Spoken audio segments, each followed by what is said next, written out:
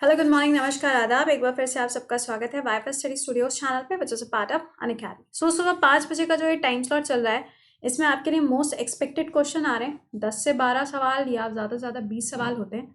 इसको एक बार चलते फिरते देख लिया करो, ठीक है। हो क्या रहा है, काफ़ी सारे क्वेश्चन बार बार रिपीट हो रहे हैं, तो वो मैंने आपके लिए यहाँ पे कवर कर दिए हैं। और डेली बेसिस पे जो आपका पेपर हो रहा है एनटीपीसी का, उसका जो रिव्यू है वो मैंने शाम को 6:30 बजे वाईफाई स्टडी स्टूडियोज पे ही शेड्यूल कर दिया है। फाइन। और हाँ, ये ध्यान रखिएगा कि आपका जो आर्टिकल्स का क्लास हो रहा है, 10 मिनट वाला जो क्लास हो रहा है आर्टिकल का, वो आपका रिकॉर्डेड मोड में है, शाम को 4:30 बजे ड्रीम यूपीएससी चैनल पे। तो जब भी समय मिले आप उसे देख सकते हो। जस्ट होता है ना, कई बार खाना खाते खाते देख लिया, कई बार ऐसा होता है कि कहीं निकले हैं, रास्ते में हैं, तो ईयरफोन्स लगाए देख लिया, तो वो वैसे वाले क्लासेस होते हैं, ठीक है। आप कभी भी उनको देख सकते हो। बाकी भाई, ये this is a life line, तो इसको ज्वाइन करना मत भूला करिए लाइव। तो स्वदेश दर्शन आपका मंडे टू थर्सडे होता है, ताकि फ्राइडे सैटरडे संडे 3 दिनों का समय आपके पास में रहे। किस चीज़ के लिए? For the revision. और ये आपका होता है कितने बजे? 10:30 बजे ऑन अनअकैडमी। और ये जो आपका दोपहर में 2 बजे क्लास हो रहा है, ये है आपके मॉक क्वेश्चंस। पॉलिटी का क्लास चल रहा है, चैप्टर वाइज क्वेश्चंस पढ़ाए जा रहे हैं, तो उसे मिस मत करिएगा, ठीक है। चलिए, दोपहर में 2 बजे ऑन अनअकैडमी। पहला सवाल, सेशन को एक बार से लाइक और शेयर किया करिए, क्योंकि ये बहुत ज़्यादा मैटर करता है किसी भी एजुकेटर के लिए। एनी एजुकेटर, मैं अपनी बात सिर्फ नहीं करूँगी, सबकी बात करूँगी। चलिए शुरुआत करें। सबका साथ सबका विकास, पता है ना। चलिए बताइए, हिंदी डे कब सेलिब्रेट होता है यार? सुनो, घिसा पिटा सवाल ये हो गया है, मुंह उठा के पता नहीं का ये हर बार चला आता है। 14 क्या सितंबर। अगर पूछा जाए कि वर्ल्ड लेवल पर कब मनाया जाता है, तो 10 जनवरी हो जाएगा।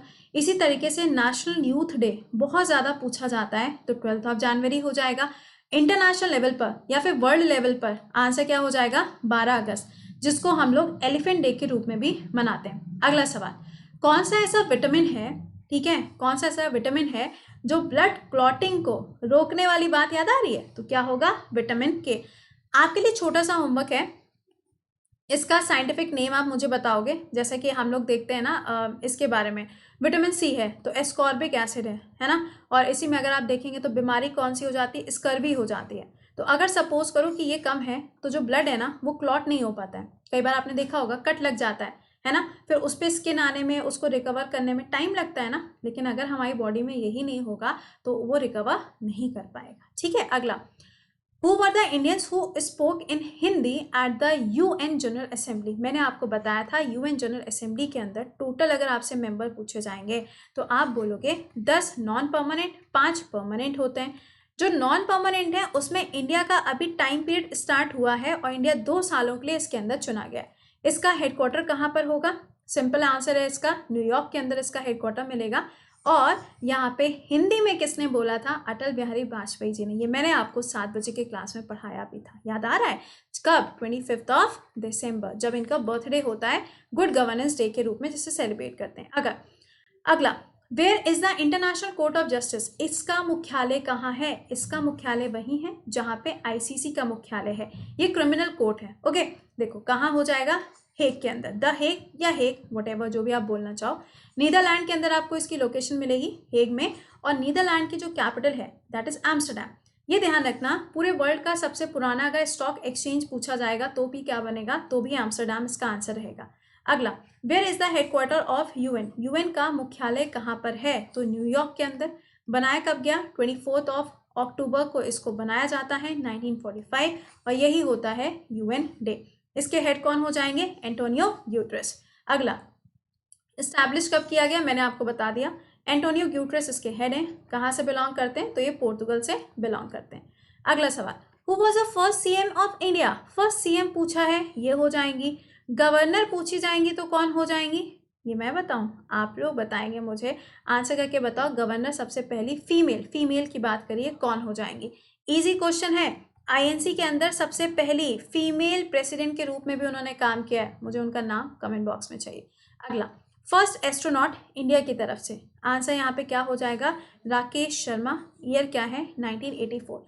इसी तरीके से सुनीता विलियम्स का नाम याद रखिएगा। और कल्पना चावला का जो वो क्राफ्ट था ना, जब वो वापस आ रहा था, उसका नाम क्या था? कोलंबिया, जो कि क्रैश हो जाता है। अगला, how far did the first train run in India? Bharat के अंदर जो सबसे पहली ट्रेन चलाई गई थी कौन सा ईयर था? ये ईयर था 1853। कहाँ? मुंबई टू थाने। और अगर हाइपर लूप पूछा जाए तो मुंबई टू पुणे हो जाएगा।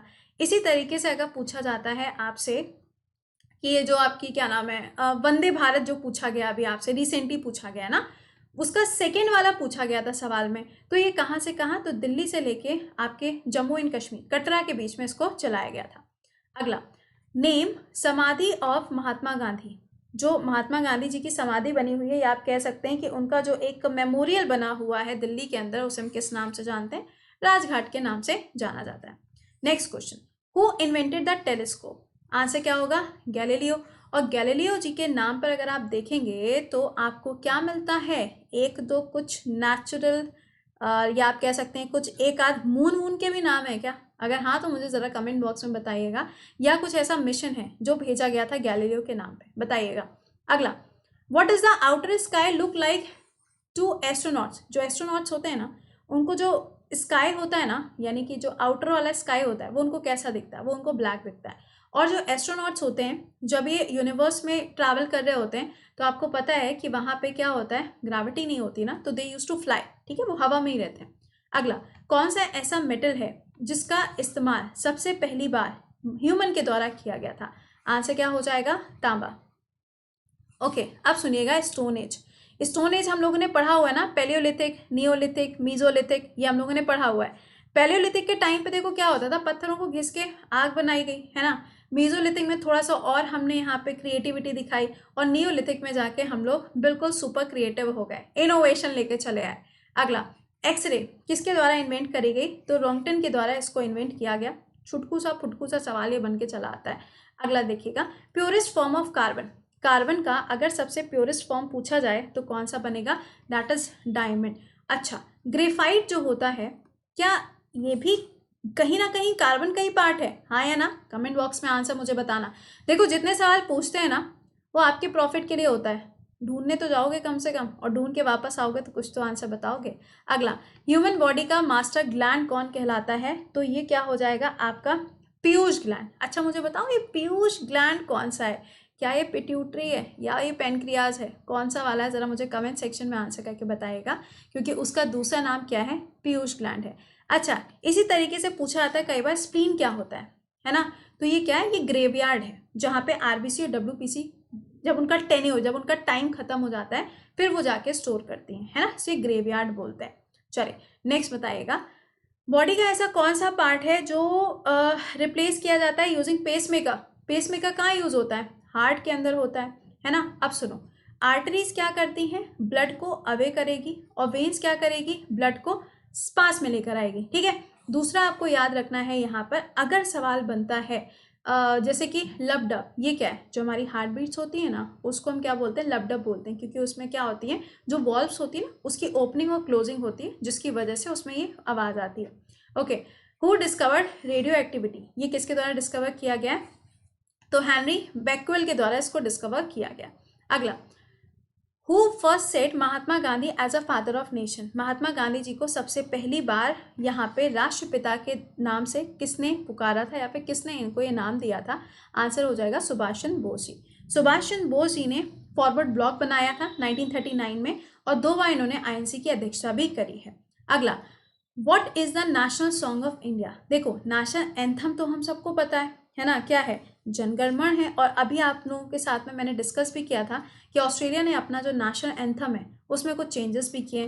फिर मैंने बताया था रविन्द्रनाथ टैगोर जी के द्वारा हमारे देश का जो राष्ट्रगान है उसको लिखा गया था, है ना? बंगाली लैंग्वेज, ये सब मैंने आपको बताया था। तो वंदे मातरम क्या हो जाएगा? सॉन्ग हो जाएगा, ठीक है। तो ये कुछ छुटकू पुटकुछ टाइप के क्वेश्चन थे जो घिसे पिटे हो चुके हैं, लेकिन इतनी बार पूछे जा रहे हैं ना कि आपके लिए एक रिविजन का सेशन रहता है। और इसके अलावा जो क्वेश्चन आपके पेपर में आ रहे हैं छप के, वो हम आपको शाम को 6:30 बजे करा देते हैं, ज़्यादा से ज़्यादा 15 से 20 मिनट में। तो आपका टाइम जो है ना, वो अब क्या होगा? सेव होना स्टार्ट हो जाएगा।